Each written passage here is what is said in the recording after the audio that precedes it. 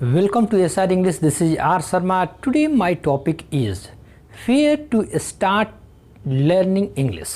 यानी आज का मेरा टॉपिक है अंग्रेजी सीखना कहाँ से शुरू किया जाए। डियर स्टूडेंट्स, हमें अंग्रेजी सीखना सेंटेंस से शुरू करना चाहिए, क्योंकि कोई भी व्यक्ति यदि अंग्रेजी बोलना चाहता है तो सेंटेंस में ही बोलता है, या किसी के द्वारा बोला गया अंग्रेजी कोई व्यक्ति समझना चाहता है तो वो सेंटेंस में ही समझता है, या कोई भी टॉपिक यदि अंग्रेजी में लिखा गया होता है तो कहीं ना कहीं वो सेंटेंस में ही लिखा गया होता है और उसे हमें समझना पड़ता है। तो let's start this video lecture. तो हम लोग सबसे पहले शुरू कर रहे हैं या करने जा रहे हैं व्हाट इज सेंटेंस। सेंटेंस क्या होता है? तो सेंटेंस को समझिए, यहाँ ध्यान दीजिए कि सेंटेंस को दो पार्ट ऑफ स्पीच के रूप में प्रयोग किया जाता है। एक तो हम वर्ब के रूप में करते हैं और एक दूसरा नाउन के रूप में करते हैं। जब वर्ब के रूप में इसे करते हैं तो इसका अर्थ होता है सजा या दंड देना। जैसे सेंटेंस टू डेथ यानी मृत्यु की सजा देना, यानी ये वर्ब के रूप में हुआ। और दूसरा ये नाउन के रूप में जब इसको प्रयोग करते हैं तो यहाँ पर इसका अर्थ वाक्य होता है। तो हम लोग इस यानी नाउन के रूप में पढ़ने जा रहे हैं। तो ध्यान रखिए कि सेंटेंस होता क्या है, व्हाट इज सेंटेंस। तो सबसे पहले हम लोग इसके डिफिनीशन को स्पष्ट करें। It is an arrangement, ARRANGEMENT,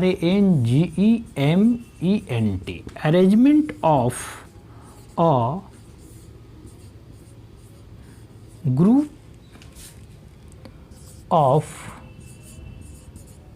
words which makes a complete and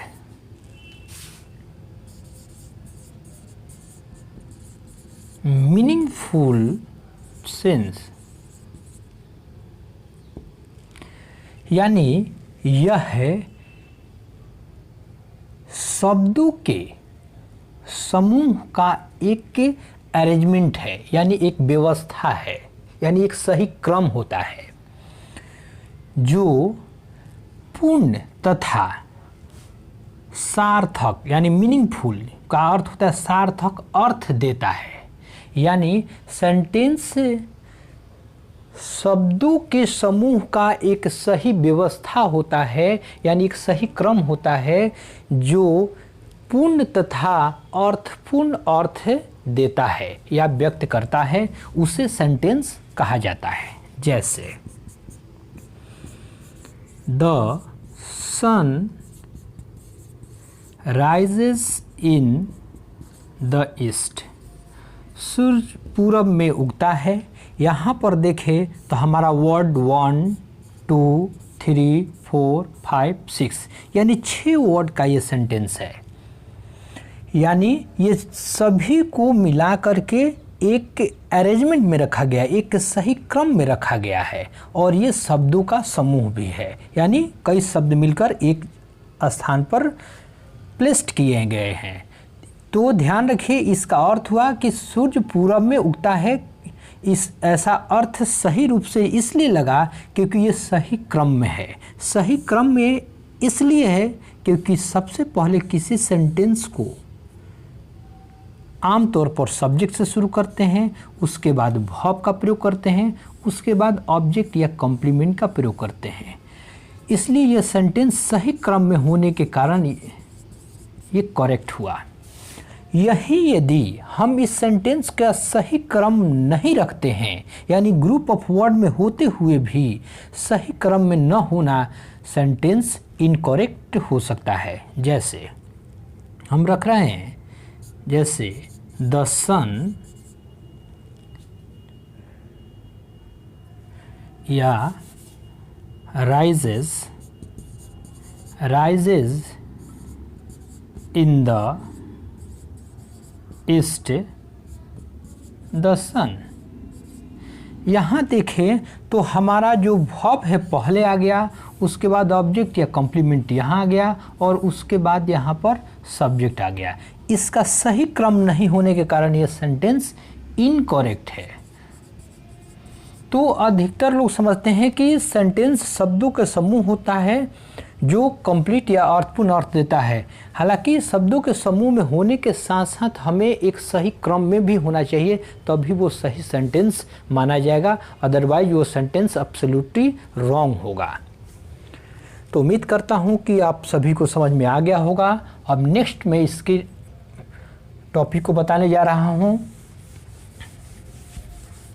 यदि किसी प्रकार का भी आपको थोड़ा सा भी समझने में दिक्कत हो रहा हो तो आप वीडियो लेक्चर को पीछे बैक कर आप समझने का प्रयास करेंगे, बार बार समझें, आपको समझ में आएगा। अब हम लोग सीखने जा रहे हैं कि सेंटेंस पैटर्न, सेंटेंस के कितने पैटर्न होते हैं। PATTERN पैटर्न कहें या इसको स्ट्रक्चर भी कह सकते हैं, STRUCTURE, यानी अकॉर्डिंग टू पैटर्न और according to structures how many kinds of sentences are divided, यानी स्ट्रक्चर के आधार पर, यानी बनावट के आधार पर, रचना के आधार पर अंग्रेजी के जो सेंटेंस है उसे कितने भागों में बांटा गया है। तो ध्यान दीजिए, अकॉर्डिंग टू स्ट्रक्चर या pattern sentence is divided into 3 parts, यानी स्ट्रक्चर या पैटर्न के आधार पर सेंटेंस को 3 भाग में बांटा गया है। इस पैटर्न को हम लोग सीखने जा रहे हैं। ध्यान दीजिए, पहला जो पैटर्न है,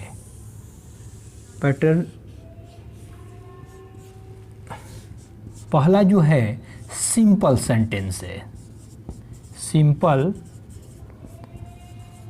सेंटेंस है। दूसरा है कंपाउंड सेंटेंस है और तीसरा जो है कॉम्प्लेक्स सेंटेंस है। सिंपल सेंटेंस को हिंदी में साधारण वाक्य कहा जाता है और कंपाउंड सेंटेंस को संयुक्त वाक्य कहा जाता है और कॉम्प्लेक्स सेंटेंस को जटिल वाक्य कहा जाता है। ऐसे ये दोनों को यदि एक शब्द में हिंदी में कहें तो मिश्रित वाक्य इसको भी कह सकते हैं, यानी कंपाउंड को भी मिश्रित वाक्य कह सकते हैं, कॉम्प्लेक्स को भी मिश्रित वाक्य कह सकते हैं, क्योंकि ये दोनों सेंटेंस 2 या 2 से अधिक के सेंटेंस या क्लॉजेस से मिलकर बने होते हैं, इसलिए ये भी मिश्रित है और ये भी मिश्रित है। लेकिन ये सेंटेंस, यानी इस सेंटेंस की बात करें तो इसमें कोई अन्य सेंटेंस नहीं होता है, इसमें केवल सिंपल एक सेंटेंस होता है, यानी ये सिंगल सेंटेंस से मिलकर बना होता है। इसकी बात करें तो ये 2 या 2 से अधिक सेंटेंस से मिलकर बना होता है, ये भी 2 या 2 से अधिक सेंटेंस से मिलकर बना होता है। अब ये दोनों में अंतर क्या है जो हम लोग आगे स्पष्ट करेंगे। तो ध्यान दीजिए, सबसे पहला हम बात कर रहे हैं सिंपल सेंटेंस का। सिंपल सेंटेंस, तो सिंपल सेंटेंस कैसे जानेंगे कि वो सिंपल सेंटेंस है। तो ध्यान दीजिए, अ sentence which has a subject and a predicate, यानी जिस सेंटेंस में एक सब्जेक्ट हो और एक प्रेडिकेट हो, तो ऐसे सेंटेंस सिंपल सेंटेंस होते हैं, जैसे आई एम अ डॉक्टर, मैं एक डॉक्टर हूँ। यहाँ पर यह सब्जेक्ट हुआ। सब्जेक्ट का काम होता है अपने आगे वाले को बताना या वाक्य में कुछ करना। तो ध्यान दीजिए, ये सब्जेक्ट हुआ और सब्जेक्ट को छोड़ करके बाकी बचे हुए भाग को, सेंटेंस के बाकी बचे हुए भाग को प्रीडिकेट कहा जाता है। तो ये हुआ प्रीडिकेट। यानी कि यदि किसी सेंटेंस से सब्जेक्ट को निकाल लिया जाए तो उसमें बाकी जो बचा हुआ भाग होगा वो प्रीडिकेट कहलाएगा, जिसको विधेयक कहा जाता है हिंदी में। अब यहाँ लेते हैं, राम राइट्स अ लेटर। अच्छा, विधेयक को एक और शब्दों में समझना चाहेंगे तो इसको हम लोग एडजेक्टिव भी कह सकते हैं, जो सब्जेक्ट के बारे में जानकारी देता है। यानी सब्जेक्ट क्या होता है, तो सब्जेक्ट कहीं ना कहीं नाउन और प्रोनाउन ही होता है, और जो सब्जेक्ट के बारे में यानी नाउन और प्रोनाउन के बारे में कुछ बताए या उसके बारे में कहे या उसको क्वालिफाई करे या उसका गुण बताए, वो एडजेक्टिव होता है। इसलिए इसे एडजेक्टिव भी हम कह सकते हैं। जैसे कह रहा है कि मैं, तो मैं क्या, आई एम अ डॉक्टर, मैं एक डॉक्टर हूँ। यानी एक डॉक्टर हूँ, तो कौन एक डॉक्टर है, तो ये प्रीडिकेट बता रहा है सब्जेक्ट के बारे में कि डॉक्टर आई है, यानी मैं हूँ। इसलिए यह एक एडजेक्टिव का कार्य करता है। यानी प्रीडिकेट अपने सेंटेंस में दिए गए सब्जेक्ट के बारे में जानकारी देता है, यानी उसके बारे में कुछ ना कुछ कहता है। यहाँ पर सब्जेक्ट, यानी यहाँ पर जो हुआ ये कुछ ना कुछ सब्जेक्ट के बारे में कहा। अब यहाँ देखिए, ये भी राम एक सब्जेक्ट हुआ और इसके बाद बाकी बचे हुए भाग जो हैं वो प्रीडिकेट हो गए, या इसको एडजेक्टिव भी कह सकते हैं। तो ध्यान दीजिए, सब्जेक्ट यानी ये इस सेंटेंस में ये बता रहा है कि सब्जेक्ट कुछ ना कुछ कर रहा है। तो सब्जेक्ट क्या कर रहा है, तो राइट अ लेटर, वो एक पत्र लिखता है।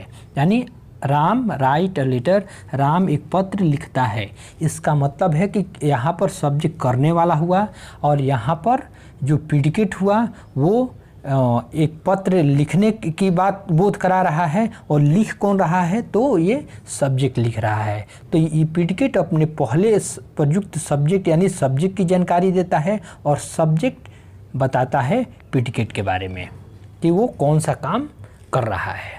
तो मैं उम्मीद करता हूँ कि आपको ये सेंटेंस यानी सिंपल सेंटेंस समझ में आ गया होगा। एक और ले सकते हैं एक्जुअली वर्ब के साथ, जैसे आई हैव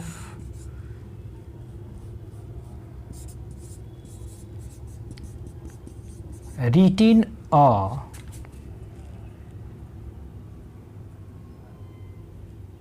song।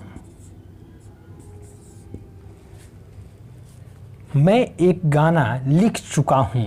तो यहाँ भी देखिए, ये सब्जेक्ट हो गया और बाकी बचे हुए पार्ट यानी हैव रिटन अ सॉन्ग एक प्रीडिकेट हुआ सेंटेंस का। तो ये कुल मिला करके ये हम कह सकते हैं कि ये तीनों जो सेंटेंस है 1, 2 और 3, ये तीनों सेंटेंस जो है एक सिंपल सेंटेंस में है। तो ये ऐसे सेंटेंस को हम लोग सिंपल सेंटेंस कहते हैं। यानी सिंपल सेंटेंस एक होता है, उसमें दूसरा कोई सेंटेंस नहीं होता है और ना ही कोई क्लॉज होता है।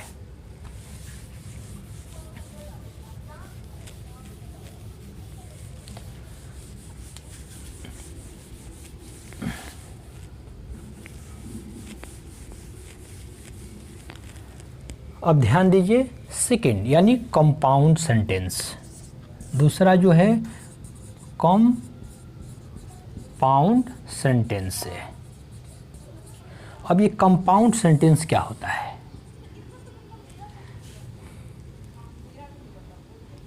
तो लिखेंगे a sentence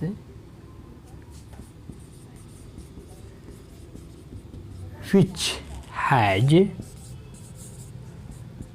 2 or more than two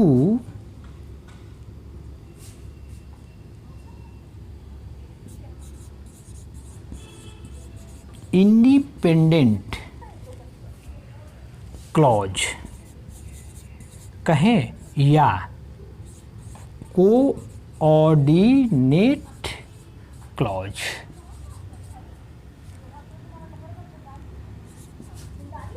independent clauses और मोर यानी two or more than two independent clauses और coordinate clauses such a sentence is called compound sentence। आपको मैंने पिछले वीडियो लेक्चर में ये बताया था कोऑर्डिनेट कंजक्शन, तो ध्यान दीजिए ये सभी एक दूसरे से जुड़े हैं। तो यहाँ पर हुआ कि a sentence which has two or more than two independent clauses, यानी जिस सेंटेंस में दो या दो से अधिक इंडिपेंडेंट क्लॉजेस, यानी इंडिपेंडेंट क्लॉज का मतलब क्लॉजेस का मतलब होता है स्वतंत्र वाक्य, यानी जो कोई भी वाक्य एक दूसरे पर आश्रित नहीं रहेगा। यानी जिस सेंटेंस में दो इंडिपेंडेंट क्लॉज यानी दो सेंटेंसों का मेल होता है, दोनों स्वतंत्र वाक्य होता है, या दो से अधिक इंडिपेंडेंट क्लॉज जुड़े होते हैं, तो ऐसे सेंटेंस को कंपाउंड सेंटेंस कहते हैं। कंपाउंड सेंटेंस का पहचान ये है कि वो कोऑर्डिनेट क्लॉज यानी कोऑर्डिनेटिंग क्लॉज से जुड़ा होता है। जैसे हम लोग समझें,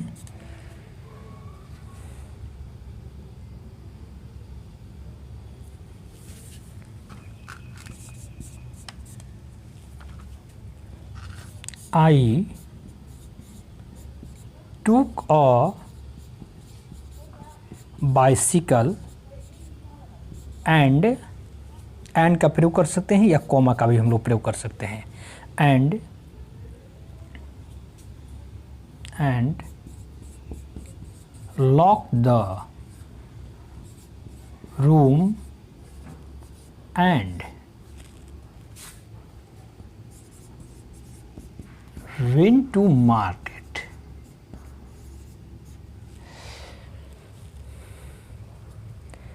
यहाँ ध्यान दीजिए इसमें कितने क्लॉजेज हैं।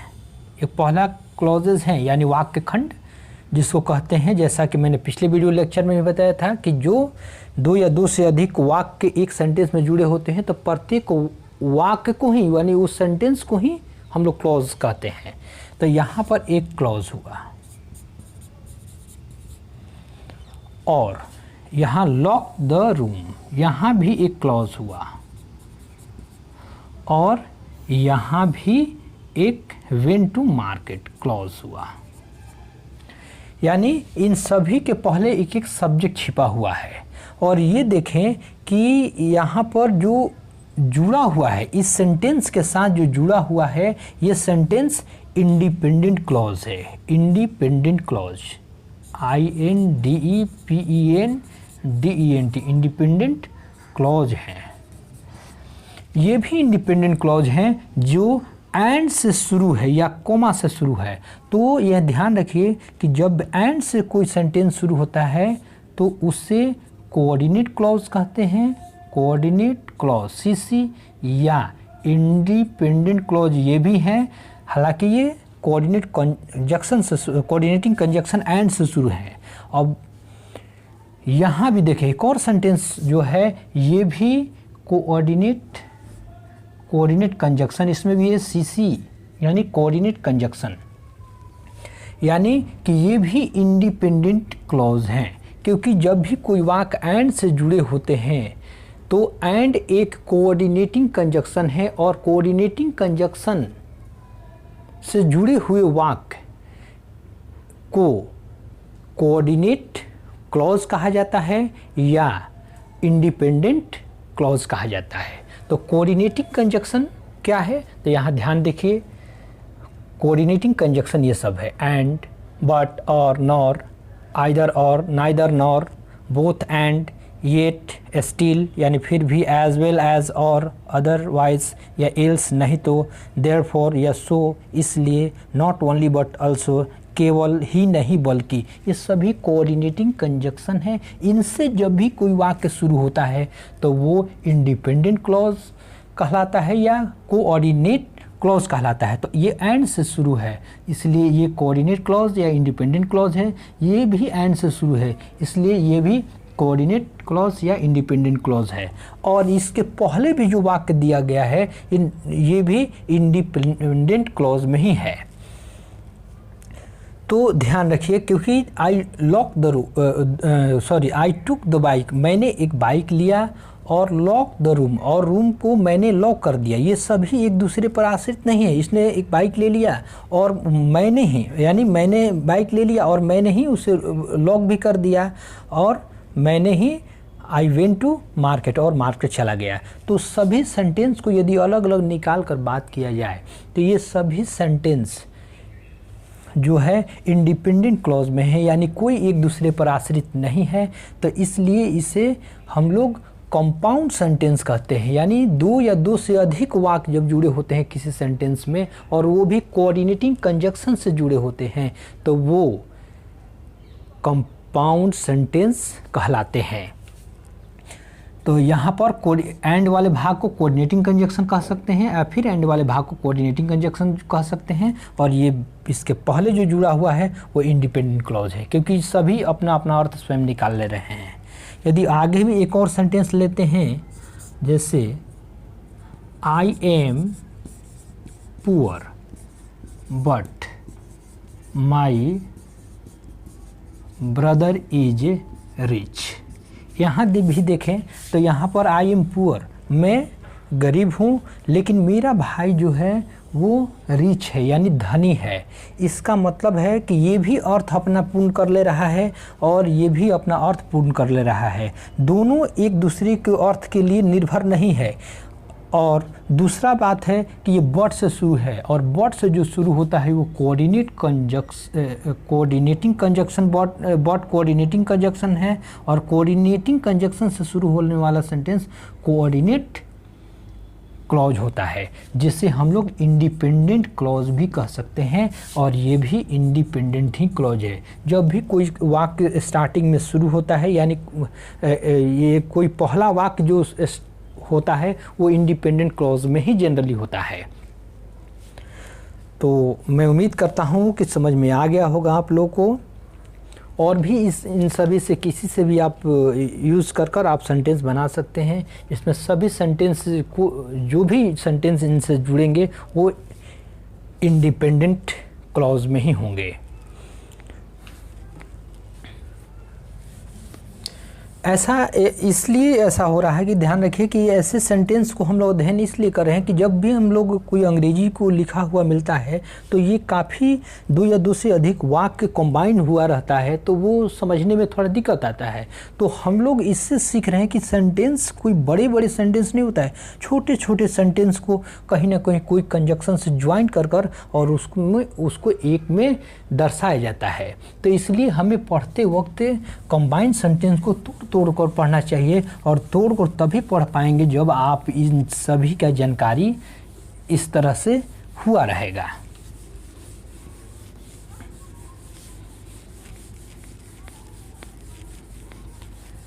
अब लास्ट वन एक सेंटेंस जो बचा हमारा कॉम्प्लेक्स सेंटेंस है। कॉम्प्लेक्स सेंटेंस क्या है हम लोग अध्ययन करने जा रहे हैं, यानी तीसरा जो है कॉम्प्लेक्स सेंटेंस है। तो ध्यान दीजिए, ये भी क्या होता है, ये भी एक सेंटेंस ही होता है। अ sentence which has one independent clause, यानी जिस सेंटेंस में एक इंडिपेंडेंट क्लॉज होता है, यानी कि ये कोई किसी पर आश्रित नहीं होता है अपने अर्थ को पूरा करने के लिए, वो सेंटेंस इंडिपेंडेंट क्लॉज कहलाता है। And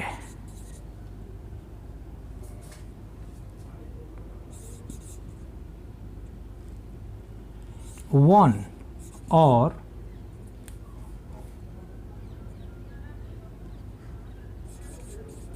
more than one.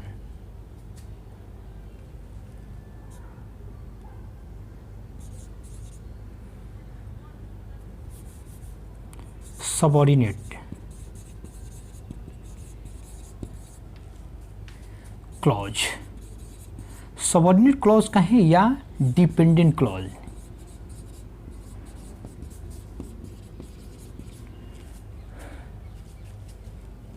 That is called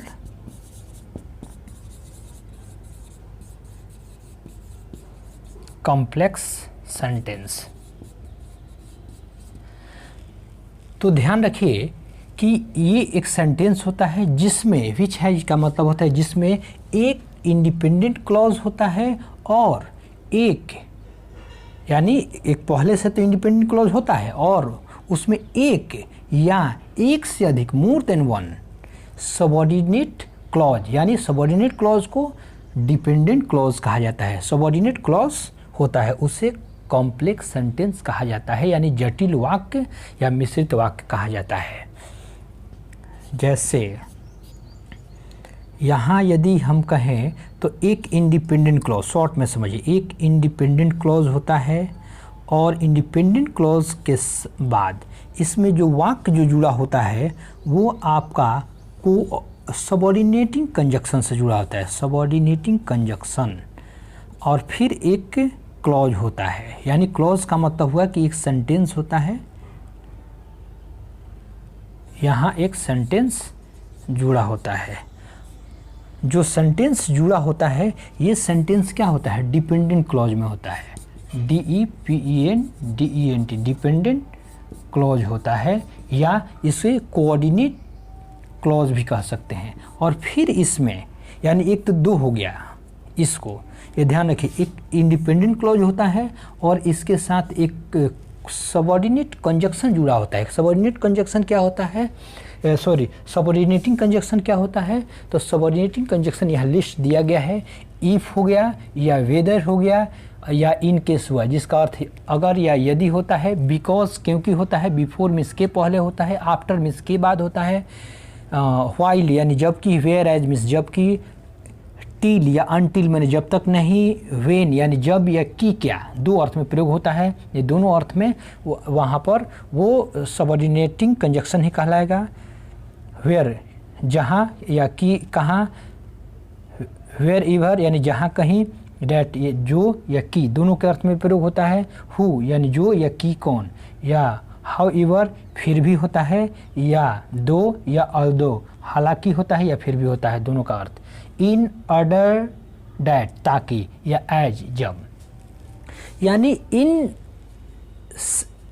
अर्थ में, यानी ये सभी कंजक्शंस सबऑर्डिनेटिंग कंजक्शन है। इस रूप में यदि प्रयोग है यानी सेंटेंस में इसके साथ, यानी यह इसके साथ कोई सेंटेंस जुड़ा होता है तो वो सेंटेंस कॉम्प्लेक्स सेंटेंस होता है। सी मीन्स कॉम्प्लेक्स और एस मीन्स सेंटेंस। यानी यहाँ पर देखें तो ये मैंने बताया कि इसमें एक इंडिपेंडेंट क्लॉज होता है और उसके साथ जो सेंटेंस होता है जुड़ा हुआ वो डिपेंडेंट क्लॉज होता है या सबऑर्डिनेट क्लॉज होता है जो सबऑर्डिनेटिंग कंजक्शन से यहाँ जुड़ा है। जैसे I will give you freedom. अब देखिए सबऑर्डिनेटिंग कंजक्शन इफ़ आ गया यहाँ पर, इफ़, तो यहाँ इफ़ का प्रयोग कर दिए, यू गिव मी ब्लड, कह रहा है कि I will give you freedom, मैं तुम्हें आज़ादी दूंगा। तो ये स्वतंत्र वाक्य है, इंडिपेंडेंट क्लॉज है, लेकिन कह रहा है कि कैसे आज़ादी मिलेगा, तो ये कंडीशन रख दिया जो डिपेंडेंट यहाँ पर हो जाएगा, जो कंडीशन रखेगा, यदि तुम मुझे खून दोगे, तो यहाँ डिपेंड हो गए किस पर, ये खून देगा तभी आज़ादी मिलेगा, इसलिए ये तो स्वतंत्र वाक्य है, इंडिपेंडेंट क्लॉज है, लेकिन अब इस पर आश्रित हो गए हम कि ये खून देगा तभी आज़ादी मिलेगा, इसलिए ये डिपेंडेंट क्लॉज हो गया। अब ये डिपेंडेंट क्लॉज कहें चाहे इफ से शुरू है, इसलिए सबऑर्डिनेट क्लॉज कह सकते हैं, क्योंकि सबऑर्डिनेटिंग कंजक्शन है इसलिए सबऑर्डिनेट क्लॉज कहलाएगा, यानी जैसा नाम है वैसा काम भी है। अब यहाँ पर ये भी ध्यान रखें, यहाँ दो वाक्य को जोड़ा और दो से अधिक भी वाक्य जोड़ सकता है। एक और वाक्य हम लोग दो वाले ले लेते हैं। The patient had died before the doctor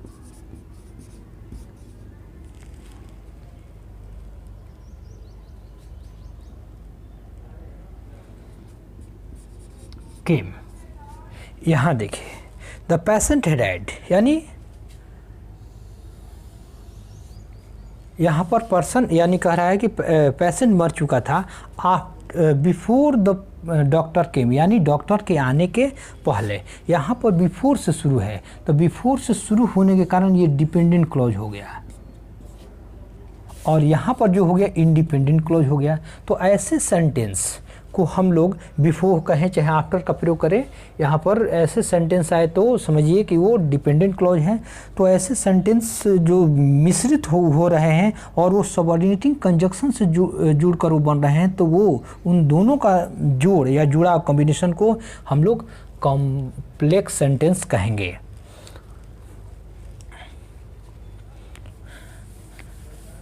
ये दो सेंटेंस का कॉम्बिनेशन हुआ।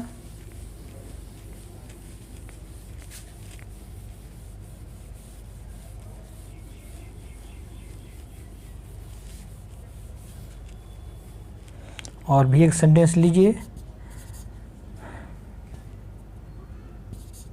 आई एम रीडिंग अ बुक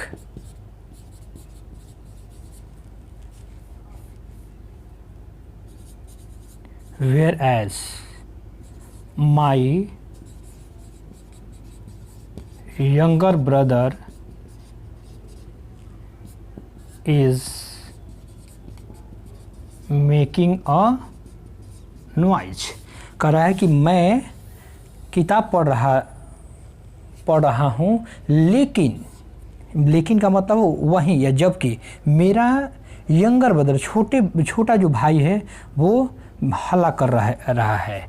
तो यहाँ पर जो वेयर एज से जुड़ा हुआ है, यहाँ पर वेयर एज का प्रयोग हुआ है, इसलिए ये डिपेंडेंट, ये सब मिलकर डिपेंडेंट क्लॉज हो गया। यानी एक वाक्य इधर है जो वेयर एज से जुड़ा हुआ है, यानी वेयर एज एक सबऑर्डिनेटिंग कंजक्शन है और सबऑर्डिनेटिंग कंजक्शन से जुड़ा हुआ वाक्य ये डिपेंडेंट क्लॉज में होता है या सबऑर्डिनेट क्लॉज में होता है। सबऑर्डिनेट क्लॉज के साथ जो जुड़ा है कि आई एम रीडिंग ए बुक, मैं किताब पढ़ रहा हूँ, यहाँ पर स्वतंत्र हैं हम, यानी ये यहाँ पर ये वाक्य अपना अर्थपूर्ण लगा ले रहा है, इसलिए ये इंडिपेंडेंट क्लॉज हुआ। और इंडिपेंडेंट क्लॉज के साथ जो जुड़ा हुआ है हमारा डिपेंडेंट क्लॉज, ये दोनों इंडिपेंडेंट क्लॉज और प्लस डिपेंडेंट क्लॉज के मिक्स को यानी मिश्रित को हम लोग कॉम्प्लेक्स सेंटेंस कहते हैं।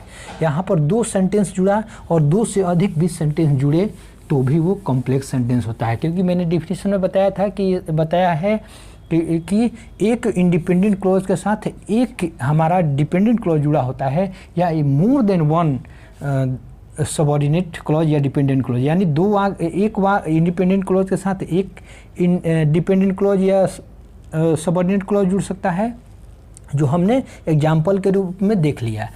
अब हम लोग दो से अधिक वाले सेंटेंस को इंडिपेंडेंट क्लॉज के साथ समझेंगे। यानी एक independent clause I mean independent, सी से clause, I E subordinate clause, एस मीन सबऑर्डिनेटिंग कंजक्शन से जुड़ा होता है।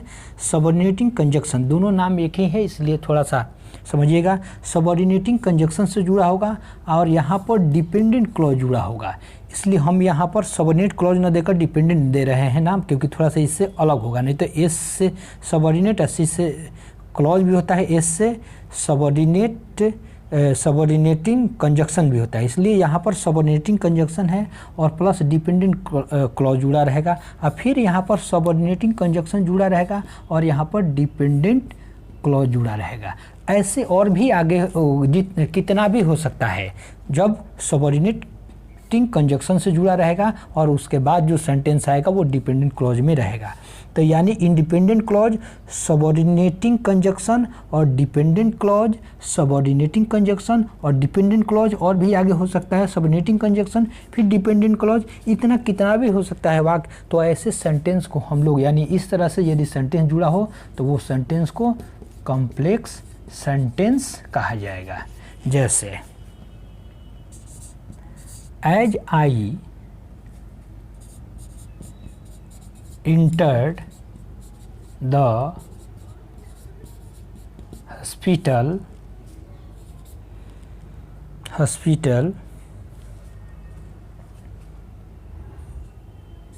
the watchman saw that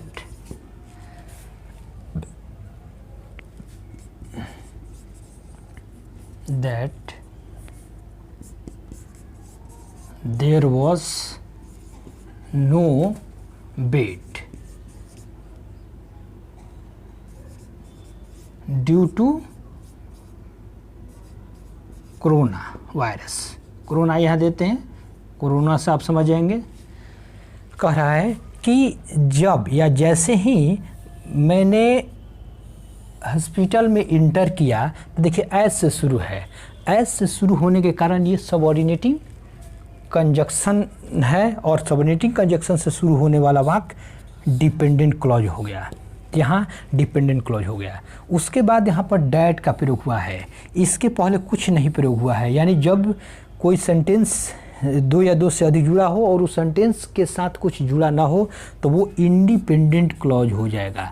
तो इंडिपेंडेंट क्लॉज है। और ये डैट यानी की, उसने कहा कि, तो देखिए यहाँ पर डैट का प्रयोग कर कर की का अर्थ दे या चाहे जो का अर्थ दे तो वो भी सबऑर्डिनेटिंग कंजक्शन कहलाता है। और सबऑर्डिनेटिंग कंजक्शन से जुड़ा हुआ वाक्य हमारा वाक्य डिपेंडेंट क्लॉज होता है। तो यहाँ पर सेंटेंस हम लोग जो दिए थे स्ट्रक्चर, ये कहीं भी सेंटेंस कहीं भी प्रयोग हो सकता है। पहले हमारा सबऑर्डिनेटिंग कंजक्शन आ करके और डिपेंडेंट क्लॉज जोड़ सकते हैं और तब जाकर इंडिपेंडेंट क्लॉज भी आ सकता है। ये कोई निश्चित क्रम नहीं है, जैसा रखें वैसे आएगा। तो यहाँ स्पष्ट हो गया कि यहाँ पर डिपेंडेंट क्लॉज है। क्यों डिपेंडेंट क्लॉज है? क्योंकि एज से जुड़ा हुआ है। यहाँ पर डैट वाले जो पार्ट है वो सेंटेंस जो है डिपेंडेंट क्लॉज है क्योंकि डैट से जुड़ा हुआ है। और इसके बाद की जो बचा एक वाक्य है जो द वॉचमैन साम या वॉचमैन सेड कह देते हैं, ने कहा, कह रहा है कि as I enter the hospital, जैसे ही मैंने हॉस्पिटल में एंटर किया, द वॉचमैन यानी वॉचमैन ने कहा कि there was no bed due to corona, यानी कोरोना के कारण कोई बेड नहीं है। तो यहाँ पर जो सेंटेंस हुआ मिश्रित हो गया, एक सेंटेंस हुआ, दूसरा सेंटेंस हुआ और तीसरा सेंटेंस हुआ। ये सभी को मिक्स जो पार्ट जो हुए सेंटेंसेस का, ये सब मिलाकर एक सेंटेंस में यदि कहा जाए तो कॉम्प्लेक्स सेंटेंस हुआ। और अलग अलग कहा जाए तो एज से जुड़ा हुआ वाक्य डिपेंडेंट क्लॉज है और ये किसी कंजक्शन से नहीं जुड़ा है। जब कोई भी सेंटेंस किसी कंजक्शन से नहीं जुड़ा होता है तो ध्यान रखिए वो इंडिपेंडेंट क्लॉज होता है, या इसको प्रिंसिपल क्लॉज भी कह सकते हैं या इसे मेन क्लॉज भी कह सकते हैं। और यहाँ भी डैट से जुड़ा हुआ है जो की के अर्थ में है और ये भी आपका डिपेंडेंट क्लॉज है। तो ऐसे सेंटेंस को कॉम्प्लेक्स सेंटेंस कहा जाता है। तो thank you for watching this video. यदि आप लोग को वीडियो पसंद आया हो तो इसे लाइक, सब्सक्राइब तथा शेयर करना न भूलें। यदि आप अच्छी तरह वीडियो को अध्ययन किए हैं तो आपको कोई दिक्कत नहीं होगा। यदि कोई प्रकार का दिक्कत आए तो हमें कमेंट बॉक्स में कमेंट करके अवश्य बताएंगे।